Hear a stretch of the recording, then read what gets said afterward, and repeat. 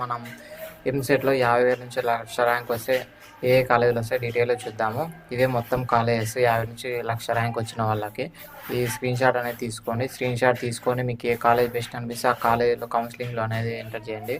ఈ ఈ మొత్తం కాలేజెస్‌లో ప్లేస్‌మెంట్స్ మొత్తం అన్నీ బాగున్నాయి. హాస్టల్ ఎన్విరాన్మెంట్ కానీ, ఫుడ్ కానీ మొత్తం అంతా సూపర్‌గా ఉన్నాయి.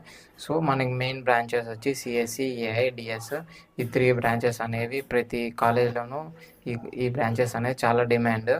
నీకు మీ క్యాస్ట్, మీ కేటగిరీని బట్టి సీట్ వచ్చే అవకాశం అనేది ఉంటుంది. ఈ ఈ మొత్తం కాలేజీలో ఏమైనా డౌట్స్ ఉన్నా, లేకుంటే ఈ మొత్తం కాలేజీలో మీకు ఏదైనా ఒక కాలేజ్ సెలెక్ట్ చేసుకున్న కాలేజీలో ఫుడ్ కానీ, మొత్తం హాస్టల్ కానీ, కాలేజ్ ఎన్విరాన్మెంట్ కానీ, ప్లేస్మెంట్స్ కానీ ఏమైనా డౌట్ ఉంటే మీకు కామెంట్ రూపంలో మెన్షన్ చేయండి. నేను ప్రతి ఒక్కరికి డీటెయిల్‌గా రిప్లై ఇస్తాను. ఇప్పటికే చాలామంది అడిగారు, చాలామందికి రిప్లై ఇస్తాము. సో మీకు ఏమైనా డౌట్ ఉంటే మెన్షన్ చేయండి. ఇవే మొత్తం మనకి మెయిన్ బ్రాంచెస్ వచ్చి ప్రిఫరెన్స్ అనేది ఎక్కువ ఉంటుంది. సిఎస్సి, ఏఐడిఎస్ అని ఈ సిఎస్సి సబ్ బ్రాంచెస్ మొత్తం అన్నిటికీ ఈ కాలేజీలో కొంచెం ప్రిఫరెన్స్ అనేది ఎక్కువ ఉంటుంది. ఇంకోసారి చెప్తున్నాను, స్క్రీన్‌షాట్ తీసుకొని ప్రతి ఒక్క కాలేజ్ డీటెయిల్స్ చెక్ చేయండి.